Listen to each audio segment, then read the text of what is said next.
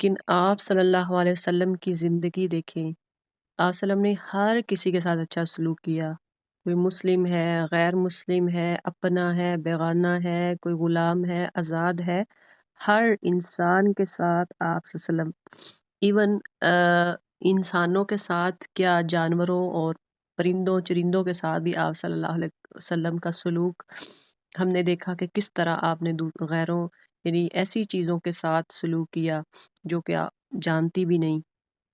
تو یہاں پہ آج ہم انشاءاللہ پڑھیں گے کہ غیر مسلموں کو آپ صلی اللہ علیہ وسلم نے کیسے دعوت دین دی، اسلام کی دعوت دی، اور آپ کا سلوک ان کے ساتھ کیسا رہا۔ تو کہتے ہیں کہ حضور صلی اللہ علیہ وسلم کا نام محمد صلی اللہ علیہ وسلم یعنی محمد ہے، جس کا مطلب ہے کہ جس کی بہت زیادہ تعریف کی جائے۔ محمد کا مطلب کیا ہے؟ جس کی بہت زیادہ تعریف کی جائے۔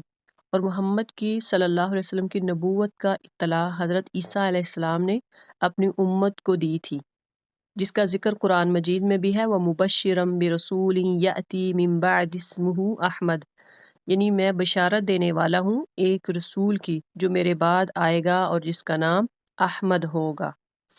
تو احمد اور محمد دونوں آپ صلی اللہ علیہ وسلم کے نام ہیں۔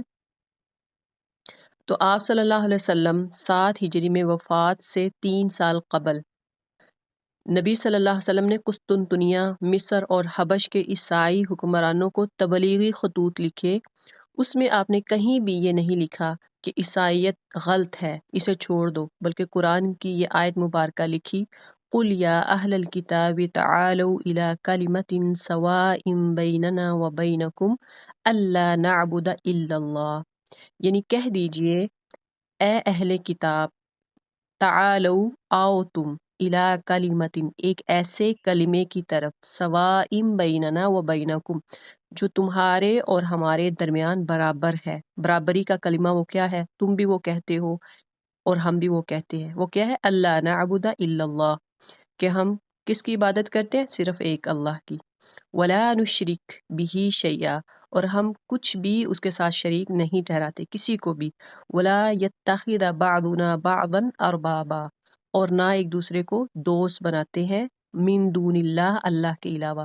فَإِن تَوَلَّوْا، پس اگر تم پھر جاؤ، فَقُولُوا، اور پس تم کہو، فَقُولُوا اشْهَدُوا، کہ ہم گواہ ہیں، فَإِنَّا مُسْلِمُونَ، کہ ہم یعنی صرف پس اگر وہ منہ موڑ لے تو تم کہہ دو کہ گواہ رہو ہم تو مسلمان ہیں۔ تو ایک جو برابری کا کلمہ وہ کیا ہے؟ کہ اللہ ایک ہے۔ عیسائیت یا دیکھ لے جتنے بھی مذاہب ہیں، پہلے آپ صلی اللہ علیہ وسلم کے آنے سے پہلے جتنے بھی انبیاء آئے، اگر آپ قرآن میں دیکھیں تو ہر ایک کا ایک ہی کلمہ تھا، وہ کیا تھا؟ کہ اللہ کی عبادت کرو، ایک اللہ کی عبادت کرو، اس کے ساتھ شریک نہ ٹھہراؤ۔ یہ برابری کا کلمہ تھا۔ اب بھی دیکھ لیں حضرت عیسیٰ علیہ السلام یا باقی مذاہب سب میں یہی ایک برابری کا کلمہ تھا کہ اللہ کے سوا کسی کی عبادت نہ کرو اور اس کے ساتھ کسی کو شریک نہ ٹھہراؤ۔ گویا اسلامی تعلیموں اور وسعت قلبی اور رواداری کے ساتھ دعوت دے رہی ہے کہ وہ اپنے الہامی مذہب کی تجدید کرتے ہوئے بنیادی امور پر عمل کر لیں۔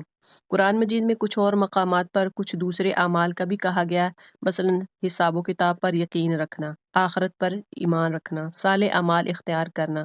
در حقیقت یہی اسلام ہے جو دوسرے الہامی مذاہب کے لوگوں کو ان بنیادی امور پر عمل کرنے کو کہتا ہے۔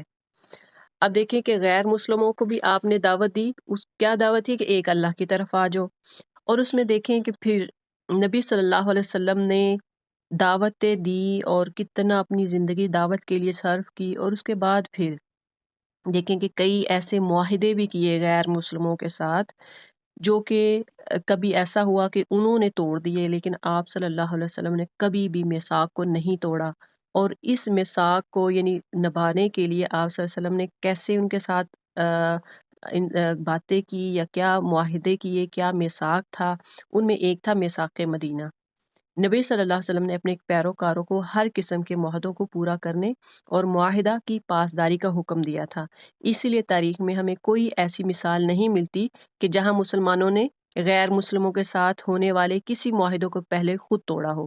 ہمیشہ مسلمانوں نے وعدے کو پورا کیا، اگرچہ بعض اوقات مسلمانوں کو اس میں نقصان بھی اٹھانا پڑا، لیکن آپ صلی اللہ علیہ وسلم کسی بات سے پیچھے نہیں ہٹے۔ ہجرت کے بعد نبی صلی اللہ علیہ وسلم نے مدینے کے یہودیوں کے ساتھ جو معاہدہ کیا، جو میثاق مدینہ کے نام سے جانا جاتا ہے، جو غیر مسلموں کے ساتھ نبی صلی اللہ علیہ وسلم کا پہلا معاہدہ ہے، یہ معاہدہ مذہبی رواداری اور فراخ دلی کی ایک مثال ہے جس پر دنیا فخر کر سکتی ہے۔ یہ معاہدہ نبی صلی اللہ علیہ وسلم کی سیاسی بصیرت اور حسن تدبر کا عظیم شاہکار ہے جس کی نظیر عالم میں نہیں ملتی۔ اس معاہدے کے تحت غیر مسلموں کے حقوق اور فرائض اور مذہبی آزادی اور رواداری کے اصول و ضوابط وضع ہوئے۔ یہ معلم اخلاق صلی اللہ علیہ وسلم کی خارجہ پالیسی کے امارت کا بھی بنیادی پتھر تھا۔ آئیے اس میں ہے کیا تھا۔ نمبر 1 تھا اللہ کی حفاظت و ضمانت ہر فریق کو حاصل ہے، یعنی ہر فریق کو حفاظت ہوگی اللہ تعالیٰ کی، کوئی کسی کو تنگ نہیں کرے گا، کوئی کسی کو قتل نہیں کرے گا۔ اور دوسرا تھا امت کے غیر مسلموں کو بھی مسلمانوں کی طرح سیاسی اور مذہبی حقوق حاصل ہیں۔ امت کے جو غیر مسلم ہیں ان کو بھی مسلمانوں کی طرح سیاسی اور مذہبی حقوق حاصل ہیں۔ اور نمبر 3 کیا تھا، ہر گروہ کو مکمل آزادی، مذہبی آزادی اور اندرونی خود مختاری حاصل ہے۔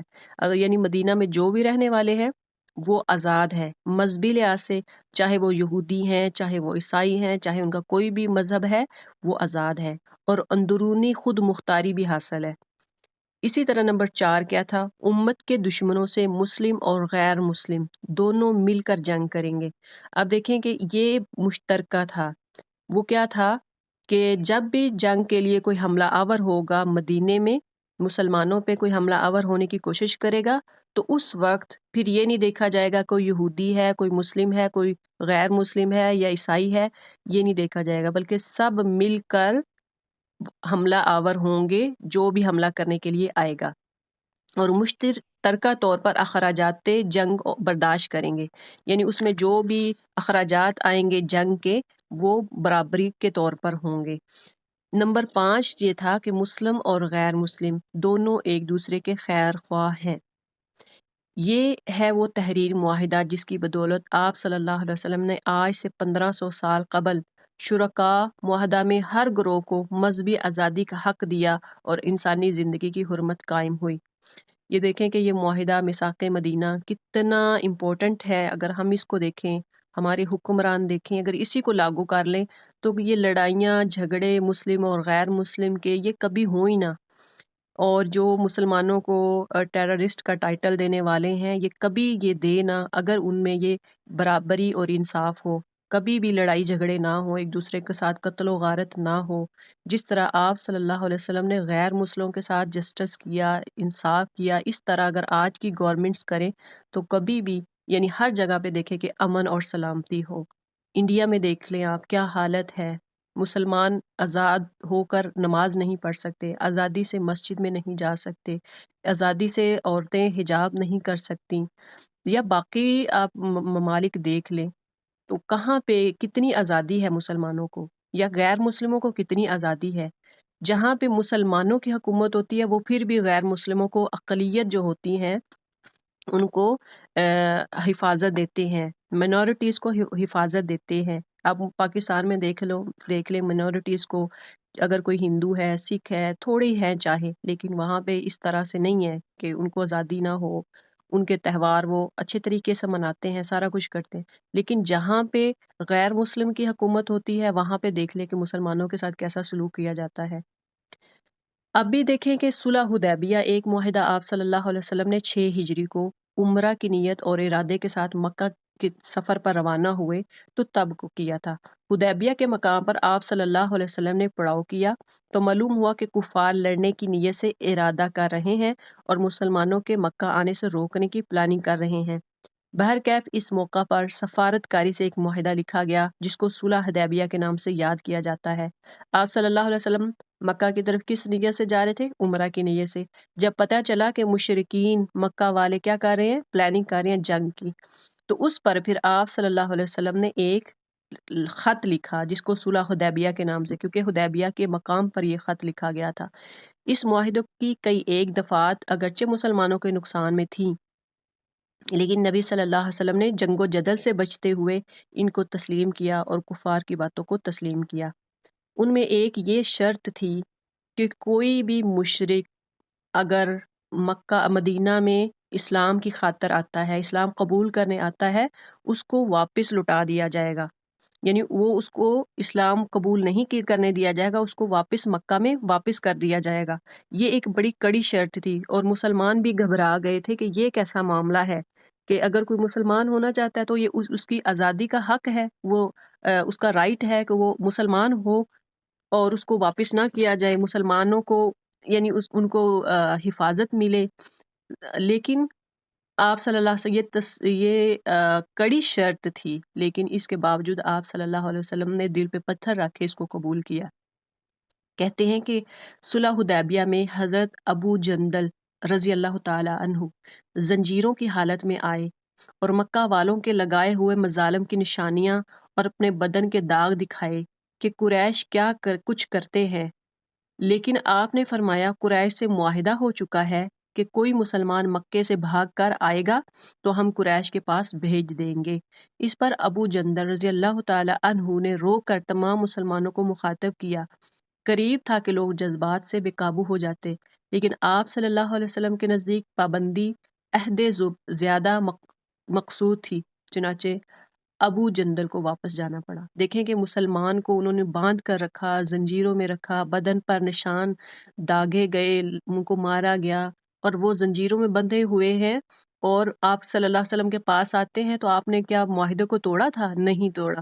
آپ نے کہا کہ نہیں، میں نے معاہدہ کر لیا ہے، لہٰذا اب تم واپس جاؤ، اور ان کو واپس جانا پڑا۔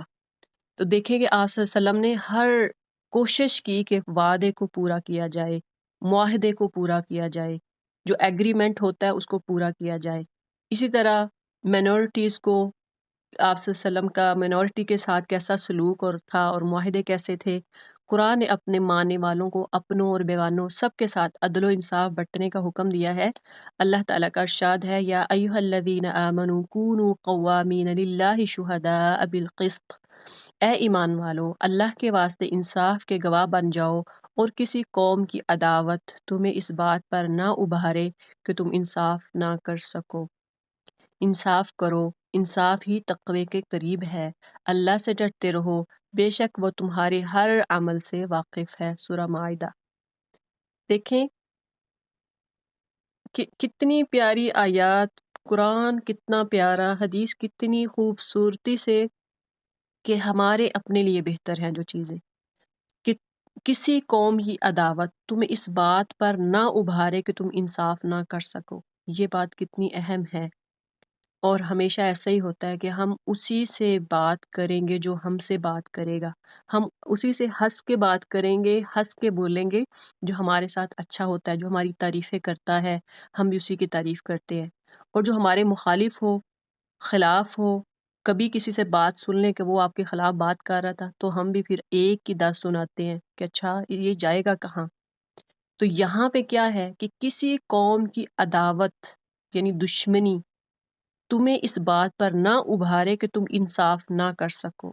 یہ بات ہمیں دیکھنی ہوگی، اس پر ہمیں غور کرنا ہوگا کہ ہمیں اس بات کو ضرور لینا ہے، کیونکہ یہی چیزیں ہمارے اندر کوٹ کوٹ کے بھری ہوتی ہیں، ہم ہنس کے اسی سے بولیں گے جو ہم سے بات کرتا ہے۔ اسلام نے ہمیشہ معاہدوں کو پورا کرنے کا حکم دیا، خواہ حالات کتنے ہی خراب کیوں نہ ہوں۔ اللہ تعالیٰ کیا فرماتے ہیں، یا ایھا الذین آمنوا اوفوا بالعقود، اے ایمان والو اپنے معاہدات پورے کرو۔ ایک اور جگہ پہ آتا ہے کہ تم عہد کو پورا کرو، یقیناً عہد کے بارے میں جواب دہی ہوگی۔ اگر کوئی آپ کسی سے معاہدہ کرتے ہیں، ایگریمنٹ کرتے ہیں، تو اس کے بارے میں اللہ تعالیٰ سے اگر کوئی اس کو توڑتا ہے تو اللہ تعالیٰ سے اللہ تعالیٰ اس کے بارے میں سوال ضرور کریں گے۔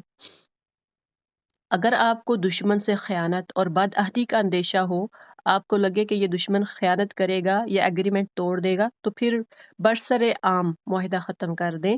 اللہ خیانت کرنے والوں کو پسند نہیں کرتا۔ نبی صلی اللہ علیہ وسلم مجسمہ اخلاق اور عدل و انصاف کے اونچے پیمانے پر تھے۔ اب دیکھیے کہ پہلے بھی اس کے بارے میں، اخلاق کے بارے میں نے بتایا، ایک ورڈ ہے اخلاق، حمزہ فتحہ کے ساتھ اخلاق، اور ایک ہوتا ہے اخلاق۔ اخلاق کا مطلب ہوتا ہے پھٹا پرانا، کہتے ہیں نا پھٹے پرانے کپڑے، پھٹی پرانی فلاں چیز، تو وہ ہوتا ہے اخلاق۔ جب ہم نبی صلی اللہ علیہ وسلم کے بارے میں کہتے ہیں کہ آپ کا اخلاق، تو پھر حمزہ کو فتح کے ساتھ پڑھا جائے گا، اخلاق۔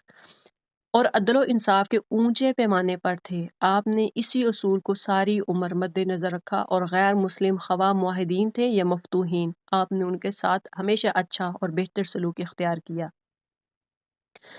اب دیکھیں کہ وہ لوگ جو معاہدے پورے نہیں کرتے، ایگریمنٹ توڑ دیتے ہیں، غیر منصف ہیں، جسٹس ہیں، ان کے بارے میں آپ صلی اللہ علیہ وسلم کا کیا فرمان ہے؟ فرمایا کہ جس نے کسی معاہدے پر ظلم کیا، معاہد پر ظلم کیا یعنی جس نے وعدہ کیا ہے، اور یا اس کو اسی طاقت سے زیادہ سے کسی کام پر لگایا، یعنی آپ نے کوئی ایگریمنٹ کیا لیکن اس سے اس کی زیادہ طاقت سے زیادہ اس کو کسی کام پر لگا دیا، یا اس کی رضامندی کے بغیر اس کی کسی شے کو لیا، تو قیامت کے روز اس کی طرف سے میں وکیل بن کر دعویٰ دائر کروں گا۔ جیسے وکیل ہوتا ہے نا، وہ دعویٰ دائر کرتے ہیں، تو یہی اسی طرح اللہ کے نبی صلی اللہ علیہ وسلم قیامت والے دن کوئی فیس نہیں ہوگی، کوئی چارجز نہیں ہوں گے، کچھ نہیں، فری آپ صلی اللہ علیہ وسلم وکیل بنیں گے۔ تو دیکھ لیں کہ کیا چیزیں ہیں، کسی کا معاہدہ، ظلم یعنی کسی نے ایگریمنٹ کیا لیکن ظلم کیا، توڑ دیا، یا اس کی طاقت سے زیادہ کسی سے کام لیا، اور تیسرا کیا ہے، رضا مندی کے بغیر کسی کی چیز لے لی۔ یہ تین چیزیں ہیں۔ اسی طرح سے اگر کوئی مسلمان کسی غیر مسلم زیر معاہدہ یعنی جو رعایا ہے، جو آپ کے انڈر ہے، شخص کو قتل کرے گا تو وہ جنت کی خوشبو بھی نہیں سونگے گا، حالانکہ بہشت کی خوشبو 40 سال کی مسافت سے آنے لگتی ہے۔ تو یہ دیکھ لیں کہ کوئی رعایا، کوئی لوگ جیسے کسی کے انڈر ہوتے ہیں، کوئی گورنمنٹ لے لیں، گورنمنٹ کے انڈر جو ہے نا مینورٹیز پیپل ایسے ہوتے ہیں کہ جو ان کے انڈر ہوتے ہیں، کوئی ہندو ہے، کوئی سکھ ہے، کوئی اور برادری کا ہے، نان مسلم ہے، کرسچن ہے، تو اب بغیر کسی وجہ کے اس کو قتل کرنا، تو یہ کیا ہے، جنت کی خوشبو بھی نہیں سونگے گا۔ اس سے معلوم ہوتا ہے کہ نبی صلی اللہ علیہ وسلم نے غیر مسلم اقلیتوں کے ساتھ بہت بہتر سلوک اور انصاف کے صرف ڈپلومیسی کے لیے ہی نہیں اختیار کیا گیا، بلکہ اسے مذہب کا حصہ قرار دیا گیا، اس کو مذہب کا بھی حصہ اختیار دیا۔ اب دیکھیں کہ چارٹر آف پیس آپ صلی اللہ علیہ وسلم نے اس پر بھی عمل کروایا۔ وہ کیا تھا، جنگ بدر میں مسلمانوں کی تعداد بہت کم تھی، آپ کو یاد ہوگا کہ 313 مسلمان تھے جو جنگ بدر کے لیے نکلے تھے، اور پہلی جنگ تھی جو ایک ہتھیاروں کے ساتھ ہوئی تھی، میدان میں باقاعدہ ہوئی، اور مسلمانوں کو ایک ایک آدمی کی شدید ضرورت تھی۔ حذیفہ بن یمان اور ابو سہیل رضی اللہ تعالی عنہما، دو صحابی رسول صلی اللہ علیہ وسلم کی خدمت میں حاضر ہوئے اور عرض کیا کہ یا رسول اللہ صلی اللہ علیہ وسلم، ہم مکہ سے آ رہے تھے کہ راستے میں کفار نے ہم کو گرفتار کر لیا، مسلمان ہوئے ہیں اور مکہ سے آ رہے ہیں، تو کفار نے گرفتار کر لیا اور اس شرط پر رہا کیا کہ ہم لڑائی میں آپ کا ساتھ نہیں دیں گے، لیکن یہ مجبوری کا وعدہ تھا، ہم تو کافروں کے خلاف ضرور لڑیں گے۔ یعنی وہاں پہ معاہدہ کیا کیا انہوں نے شرط لگائی کہ ہاں ہم اس شرط پہ تمہیں مدینہ میں جانے دیتے ہیں کہ تم جنگ میں نہیں لڑو گے ہمارے خلاف، لیکن یہ مجبوری کا وعدہ تھا، ہم تو کافروں کے خلاف ضرور لڑیں گے۔ آپ صلی اللہ علیہ وسلم آپ صلی اللہ علیہ وسلم نے ارشاد فرمایا، ہرگز نہیں، تم اپنا وعدہ پورا کرو اور لڑائی کے میدان سے واپس چلے جاؤ، ہم مسلمان ہیں، ہر حال میں اپنا وعدہ ضرور پورا کریں گے، ہم کو صرف اللہ کی مدد درکار ہے۔ دیکھیں کہ آپ صلی اللہ علیہ وسلم اتنی کم تعداد کے باوجود آپ نے ان دو صحابہ کو اپنے ساتھ شامل نہیں کیا جنگ میں، بلکہ کہا کہ تم نے وعدہ کیا، اب اس کو پورا کرو، اور ان کو واپس بھیج دیا کہ میدان جنگ سے بھی یہاں سے چلے جاؤ۔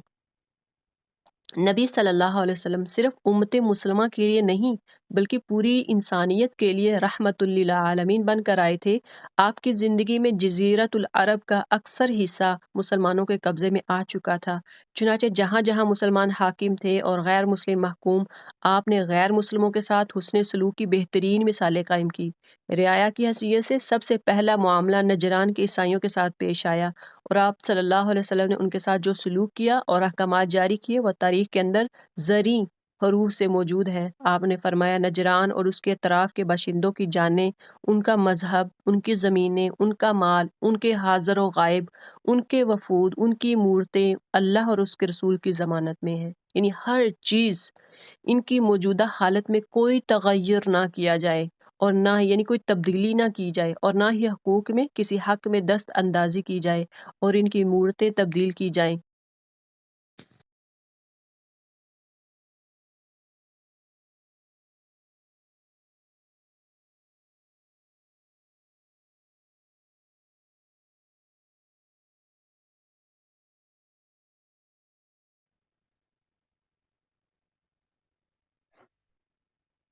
جی، تو اللہ تعالیٰ اور اس کے رسول صلی اللہ علیہ وسلم کی ضمانت میں ہے، یعنی ان کا ہر چیز، زمینیں، مذہب، ہر چیز اللہ کی ضمانت میں ہے۔ ان کی موجودہ حالت میں کوئی تبدیلی نہ کی جائے اور نہ ہی حقوق میں کسی حق میں دست اندازی کی جائے اور ان کی مورتیں تبدیل کی جائیں گی۔ کوئی بھی یعنی جو پریسٹ ہے، جو راہب ہے، اس کو اس کی رہبانیت سے یا کلیسا جو ہوتا ہے اس کو اس کے اپنے عہدے سے نہ ہٹایا جائے گا، اور جو بھی کم یا زیادہ ان کے قبضے میں ہے اسی طرح رہے گا۔ ان سے زمانہ جاہلیت کا کوئی خون یا جرم کا بدلہ نہیں لیا جائے گا، نہ ان کو ظلم کرنے دیا جائے گا اور نہ ہی ان پر ظلم ہوگا۔ تو دیکھیں کہ آپ صلی اللہ علیہ وسلم کے اسی اخلاق کی وجہ سے جو اسلام تھا وہ دنیا کے دور دور کونوں تک پہنچ گیا تھا، اور دور دور سے غیر مسلم بھی آپ صلی اللہ علیہ وسلم کے پاس اسلام قبول کرنے کے لیے جوک در جوک آتے رہے۔ نبی صلی اللہ علیہ وسلم نے ہمیشہ دیگر انبیاء کرام اور رسل کا تذکرہ نہایت عزت و احترام کے ساتھ کیا۔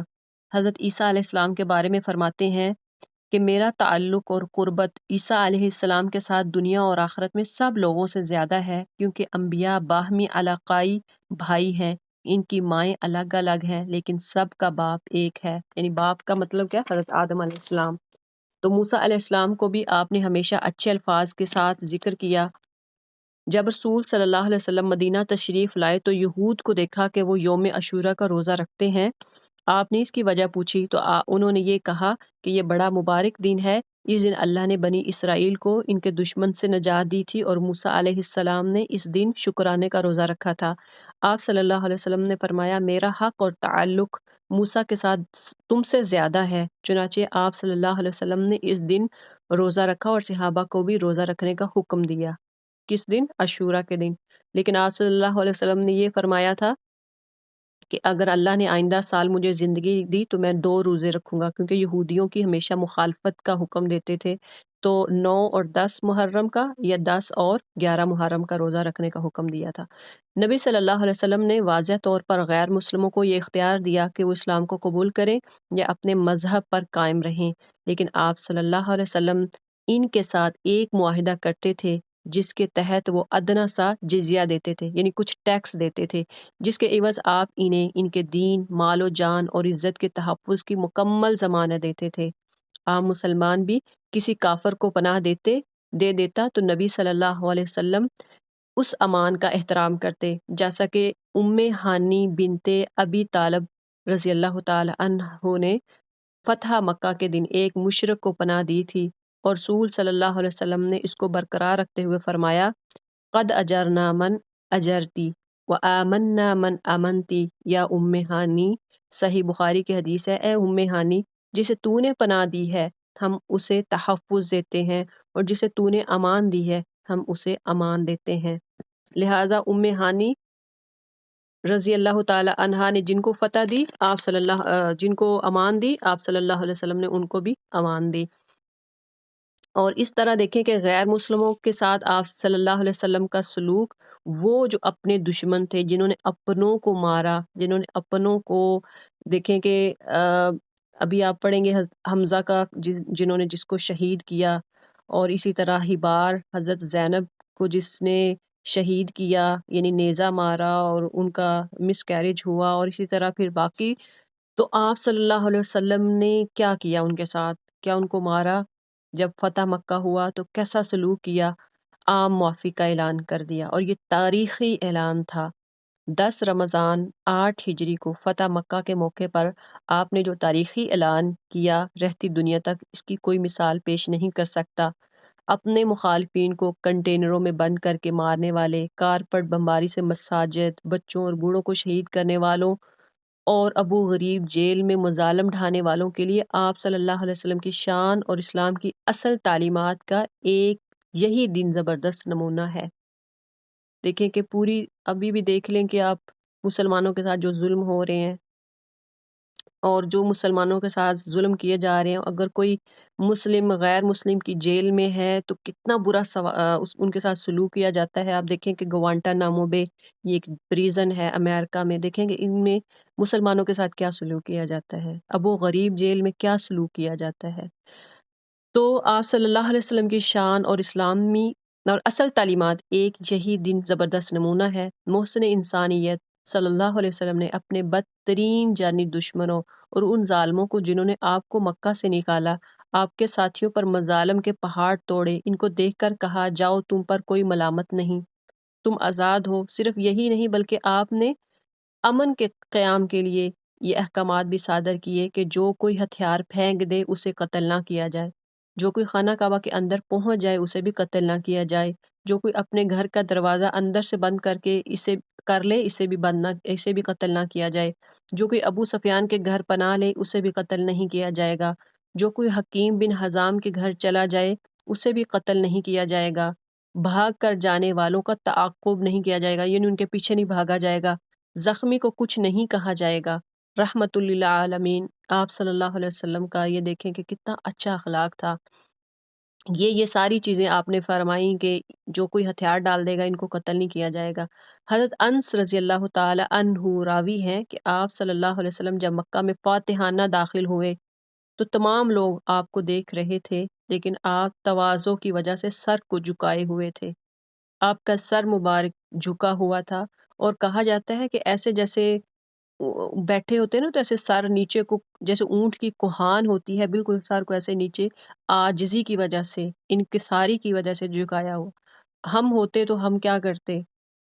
کوئی ایسے لوگ جنہوں نے جن کے ساتھ بہت برا سلوک ہوا ہو اور ہمیں تھوڑا سا بھی موقع ملے نا کہ ہمیں اب بدلہ لینے کا موقع مل گیا ہے تو کبھی بھی ہم جانے نہیں دیتے، ہم تو اس کی گردن پہ اپنا پاؤں رکھ لیتے ہیں کہ اچھا یہ تم نے ہمارے ساتھ فلاں ٹائم میں فلاں سلوک کیا، اب دیکھو تمہارے ساتھ کیا بنتا ہے۔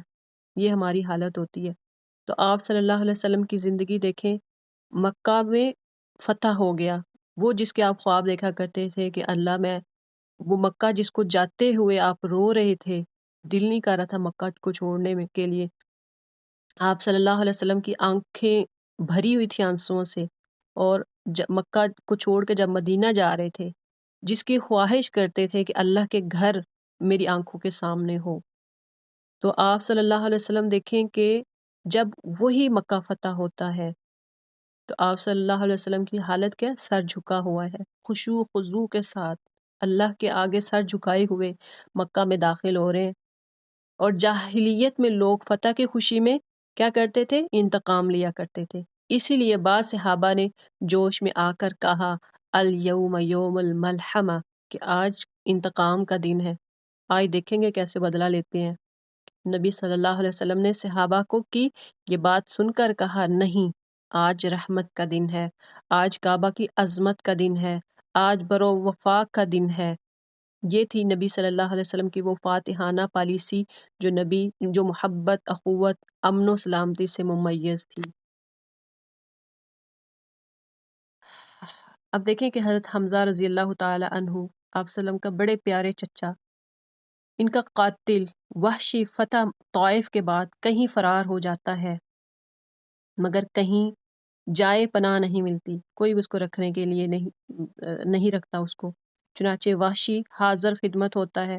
حضور صلی اللہ علیہ وسلم دیکھتے ہی آنکھیں پس کر لیتے ہیں، آنکھیں نیچے جھکا لیتے ہیں، چچا کی شہادت کا منظر سامنے آ جاتا ہے، آنکھیں اشکبار ہو جاتی ہیں، قاتل سامنے موجود ہے، مگر زبان سے صرف ایک جملہ ادا ہوتا ہے کہ وحشی تو میرے سامنے نہ بیٹھنا تاکہ مجھے میرا چچا یاد نہ آئے۔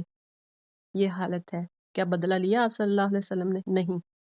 اور پھر ہندا ابو سفیان کی بیوی جو آپ عزیز ترین چچا کی لاش کی بے حرمتی کرتی ہے۔ کیا کرتی ہے وہ؟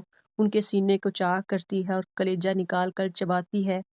ہندا فتح مکہ کے روز نقاب پہن کر دربار رسالت میں حاضر ہوتی ہے، مگر رحمت للعالمین نے کمال افو درگزر کرتے ہوئے کوئی سزا نہیں دی، کچھ نہیں فرمایا، کچھ نہیں پوچھا۔ ہندا رحمت دو عالم صلی اللہ علیہ وسلم کی اس عظمت کو دیکھ کر پکار اٹھتی ہے، اے محمد صلی اللہ علیہ وسلم، اس سے پہلے آپ کے دربار سے کوئی برا دربار نہ تھا، مگر آج کے بعد آپ کے دربار سے بڑھ کر کوئی دربار پیارا نہیں ہے۔ دیکھ لیں کہ آپ صلی اللہ علیہ وسلم کے چچا کا دل چبانے والی کچھ نہیں کہا۔ آگے دیکھ لیں، بیٹی سے بڑھ کر تو کسی کو پیار نہیں ہوتا۔ ہبار نے آپ صلی اللہ علیہ وسلم کی بیٹی زینب کو نیزہ مارا اور وہ حوض سے گر گئی اور ان کا مس کیریج ہو گیا۔ یہی صدمہ بعد ازاں ان کی موت کا سبب بنا۔ آج وہی ہبار آتا ہے اور معافی کی درخواست کرتا ہے، آپ صلی اللہ علیہ وسلم اسے بھی معاف کر دیتے ہیں۔ نبی صلی اللہ علیہ وسلم کے لطف و احسان کا ایک مظاہرہ اور ہے کہ آپ صلی اللہ علیہ وسلم نے دعوت کے ابتدائی دور میں ایک دفعہ عثمان بن طلحہ سے کعبہ کا دروازہ کھولنے کی بات کی۔ اس وقت وہ مسلمان نہیں تھے، انہوں نے انکار کر دیا۔ اس موقع پر نبی صلی اللہ علیہ وسلم نے کہا تھا، اے عثمان، ایک دن آئے گا یہ چابی میرے اختیار میں ہوگی اور میں جسے چاہوں گا دے دوں گا۔ آج نبی صلی اللہ علیہ وسلم نے حضرت علی کی درخواست سے بھی صرف نظر کیا۔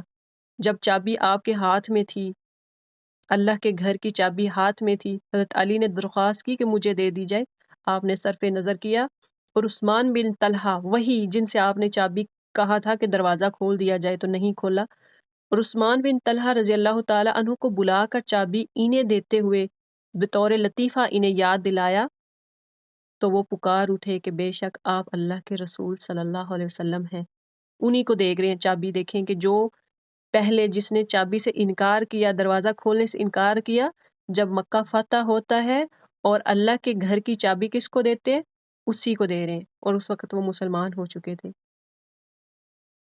کیا جنگ عظیم اور حالیہ جنگوں میں کوئی ایک بھی مثال ایسی موجود ہے کہ کفار کی پوری تاریخ دیکھ لیجئے، جہاں بھی وہ غالب آئے انہوں نے انتقاماً مسلمانوں پر ظلم و ستم کی انتہا کر دی اور دہشت گردی کی وہ مثالیں قائم کی کہ انسانیت بھی شرمندہ ہے۔ اور دوسری طرف دیکھ لیں کہ آپ صلی اللہ علیہ وسلم کی سیرت کو اگر آپ دیکھتے ہیں تو کتنی عظیم رحمت للعالمین ہے آپ کی ذات، ہر ایک کو معاف کرنے والے، ہر ایک کو معاف کرنے والے۔